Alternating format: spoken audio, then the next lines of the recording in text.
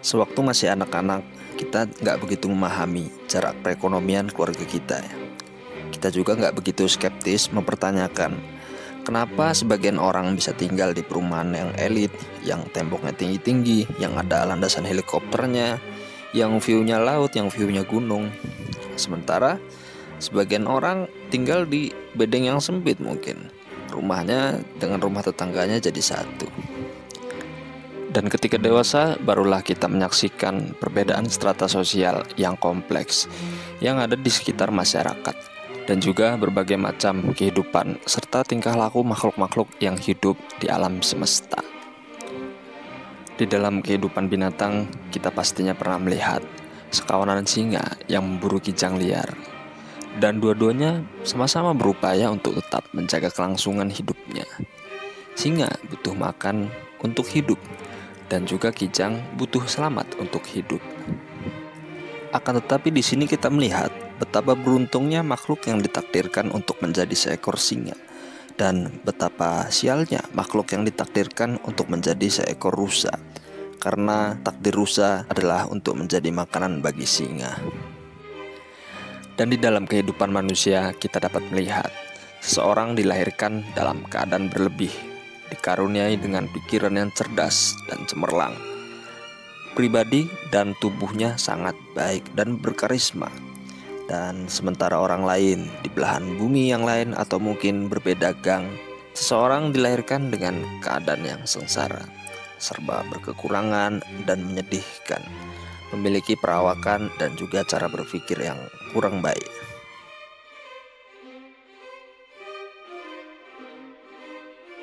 Dan di sekitar kita biasa terjadi orang yang bajik dan berhati mulia memiliki nasib yang buruk. Dia tetap miskin dan sengsara meskipun ia selalu berkata jujur dan juga memiliki perilaku yang baik kepada sesama. Dan juga sebaliknya, ada orang yang berwatak jahat, kejam, korup, suka mengambil harta orang lain, akan tetapi hidupnya selalu muzur dan dikaruniai dengan keberuntungan. Dia memiliki harta benda yang banyak serta memiliki pasangan yang cantik jelita, atau seorang pasangan yang memiliki paras yang tampan rupawan. Lalu kemudian timbul berbagai pertanyaan di dalam diri kita. Mengapa seseorang memiliki kedudukan yang rendah, sedangkan orang lain memiliki kedudukan yang mulia? Mengapa seseorang harus diambil nyawanya dari tangan ibu yang penuh kasih sayang ketika dia masih anak-anak, sementara orang lain meninggal dunia dalam umurnya yang ke-80 tahun, yang ke-100 tahun? Dan mengapa orang memiliki fisik yang lemah, berpenyakitan, tidak menarik, tidak memiliki karisma, sementara orang lain memiliki wajah yang tampan, yang cantik, yang rupawan, yang memiliki karisma? Dan kenapa sebagian orang memiliki harta benda yang melimpah sehingga dia bisa menikmati kekayaan dari keluarganya, sementara orang-orang lain memiliki beban kesengsaraan hidup akibat dari hutang orang tuanya dan tidak memiliki apa-apa yang bisa dinikmati dari keluarganya? Dan kemudian pastinya kita mencari-cari di mana letak keadilan di dunia ini. Kita harus mencari jawabannya. Mengapa Tuhan yang menciptakan segala sesuatunya juga menciptakan ketidakadilan? Mengapa dia menciptakan perbedaan-perbedaan di antara umat manusia ini, sehingga di antara kita sering sekali terjadi permusuhan, iri dengki karena sebagian merasa kehidupannya tidak layak dan sebagian yang lain merasa hanya menjadi pengganggu bagi yang lainnya. Dan kita mulai bertanya, apakah fenomena ini terjadi secara kebetulan? Di dalam dunia ini tidak ada sesuatu yang terjadi secara kebetulan. Menyatakan bahwa sesuatu terjadi secara kebetulan adalah sama halnya dengan menemukan taman yang indah di suatu hutan yang lengkap dengan rumah-rumahannya, dengan tangga berjalannya, dengan sofa, kursi, meja, dan dengan taman riasnya yang dihias indah mungkin. Tapi kita berasumsi bahwa taman itu tumbuh dan muncul dengan sendirinya di tengah-tengah hutan tanpa ada seseorang yang menciptakannya. Apakah hal itu bisa diterima oleh akal sehat? Jika sedikit saja kita mau membuka logika kita, sesungguhnya tidak ada sesuatu yang terjadi pada diri manusia tanpa alasan, dan tidak ada yang terjadi dengan begitu saja. Sebelum manusia lahir ke dunia, dia ditanya sebanyak 77 kali dan ditampilkan perjalanan hidupnya dari dia lahir hingga hari matinya. Dari rahim ibu mana dia akan lahir, dengan siapa dia dibesarkan, takdir dan jalan hidup yang mana yang akan dia lewati, dan bagaimana masa tua dan bagaimana cara matinya kelak. Di dalam Islam, kita diajarkan orang yang memiliki keterbatasan dalam hal fisik diberi kemudahan untuk masuk ke dalam surga dengan jalan sabar dan ikhlas. Dan orang-orang yang lahir dalam keadaan miskin dan serba berkekurangan, atau dia adalah bagian dari korban bencana yang mendapatkan pahala sabar dari ujian hidup yang menimpanya, dia akan mendapatkan privilege tersendiri untuk masuk ke dalam surga dengan lebih cepat daripada orang-orang yang diberi kelebihan dalam harta benda. Dan dalam Islam juga diajarkan bahwa orang yang mendapatkan kelebihan dari harta benda dan status sosial pastinya juga memiliki tanggung jawab yang besar atas hartanya. Dan Islam mengajarkan bahwa harta adalah ujian hidup yang diberikan dari Tuhan agar digunakan sebagai sarana dalam beribadah dan berbagi kepada fakir miskin serta mensejahterakan orang-orang yang ada di sekitarnya. Jadi di dalam Islam, baik kaya ataupun miskin, dua-duanya memiliki tanggung jawab dan kelebihan serta kekurangannya sendiri. Karena di dalam ajaran Islam, kita sama-sama diajarkan bahwa dunia hanyalah tempat persinggahan sementara. Tujuan dari kita sebenarnya adalah negeri yang kekal, yaitu di akhirat kelak. Dan siapa dari kita yang benar-benar bisa membawa amalan yang paling banyak adalah orang-orang yang pantas untuk masuk ke dalam surga. Akan tetapi di dalam ajaran Buddha, perbedaan-perbedaan ini tidak hanya disebabkan oleh faktor keturunan dan lingkungan, tetapi juga disebabkan oleh karma dari diri kita sendiri. Dan dengan kata lain, disebabkan oleh akibat dari perbuatan kita di masa lalu dan perbuatan-perbuatan kita sekarang. Kita sendirilah yang harus bertanggung jawab atas perbuatan-perbuatan kita itu sendiri, sebab kita yang membangun penjara kita sendiri. Singkatnya, diri kita merupakan akibat dari karma yang kita alami sendiri di kehidupan sekarang. Di dalam ajaran Buddha, mereka mempercayai bahwa setiap makhluk memiliki garis reinkarnasinya masing-masing. Apabila seseorang di kehidupan sekarang memiliki nasib yang baik, memiliki harta dan kekayaan yang melimpah, serta tubuh yang sehat, dan juga memiliki karisma yang baik, maka mereka meyakini bahwa itu adalah ulah dan perbuatan baiknya di masa lampau, sehingga dia menuai karmanya, karma kebaikannya di kehidupan yang sekarang.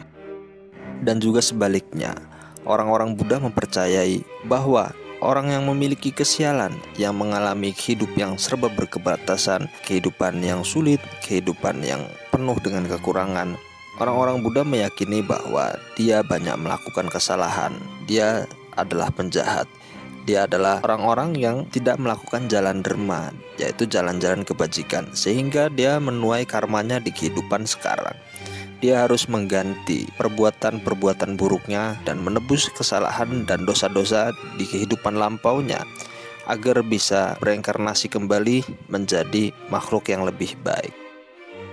Pada suatu ketika, seseorang pemuda bernama Subha datang menemui Sang Buddha dan bertanya kepada beliau, mengapa dan apa sebabnya di antara umat manusia ada yang memiliki keadaan rendah dan ada pula yang memiliki keadaan yang mulia? Mengapa ada seseorang yang berumur pendek dan ada pula yang berumur panjang? Ada yang sehat dan ada yang berpenyakitan. Ada yang berwajah tampan dan ada yang berwajah buruk rupa. Ada yang menjadi berkuasa dan ada yang tertindas. Serta ada manusia yang miskin dan ada manusia yang kaya raya. Sang Buddha menjawab, semua makhluk memiliki karmanya sendiri, mewarisi karmanya sendiri, lahir dari karmanya sendiri, berhubungan dengan karmanya sendiri, terlindung oleh karmanya sendiri. Karmalah yang membuat semua makhluk menjadi berbeda, hina atau mulia. Selanjutnya Sang Buddha menerangkan sebab perbedaan-perbedaan tersebut sesuai dengan hukum sebab akibat. Dari sudut pandang agama Buddha, perbedaan-perbedaan batin, intelektual, moral, dan watak kita sekarang pada prinsipnya disebabkan oleh perbuatan-perbuatan kita sendiri yang dilakukan di waktu lampau dan juga di waktu sekarang. Maksudnya adalah di kehidupan yang lampau dan juga di kehidupan yang kita jalani hari ini. Selama kekuatan karma masih ada, selalu akan terjadi tumimbal lahir. Kematian merupakan akhir sementara dari fenomena yang tidak langgeng ini. Kehidupan organik telah berakhir, tetapi kekuatan karma yang telah menggerakkannya sampai sekarang ini belum hilang. Karena kekuatan karma tidak terganggu oleh kehancuran badan jasmani, maka datangnya saat pikiran kematian sekarang ini mempersiapkan kesadaran baru yang akan lahir di kehidupan yang berikutnya. Karma yang berakar pada kebodohan dan nafsu keinginan menjadi syarat bagi tumimbal lahir. Karma lampau menentukan kelahiran sekarang, dan karma sekarang bergabung dengan karma lampau menentukan kelahiran yang akan ada berikutnya. Keadaan sekarang adalah akibat dari keadaan yang telah lalu dan menjadi sebab dari akibat yang akan datang. Kadang-kadang dalam kehidupan kita sehari-hari, kita memperoleh pengalaman yang aneh, yang hanya dapat diterangkan oleh teori tumimbal lahir. Seringkali kita bertemu dengan orang-orang yang belum pernah kita kenal, namun secara naluri kita merasa bahwa kita pernah dekat dengan mereka. Betapa seringnya kita mengunjungi tempat-tempat tertentu dan merasa seolah-olah kita pernah atau kita merasa kita pernah ada di sini. Sang Buddha menyatakan, melalui pengalaman dahulu dan kesempatan-kesempatan dalam hidup sekarang, kesenangan lama tumbuh kembali bagaikan bunga teratai yang muncul di dalam air. Di dalam dunia ini terlahir beberapa manusia sempurna seperti Sang Buddha, Nabi Muhammad, raja-raja Romawi, orang-orang jenius seperti Albert Einstein dan lain-lain. Apakah mereka itu tiba-tiba saja lahir dengan kesempurnaan?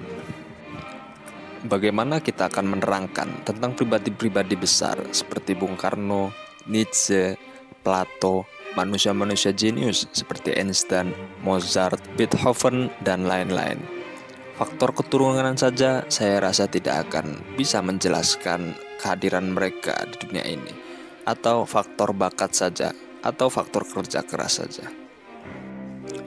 Atau apakah karir dapat menanjak sedemikian rupa, sementara yang lain yang melakukan hal sama tidak bisa mendapatkan kedudukan seperti mereka?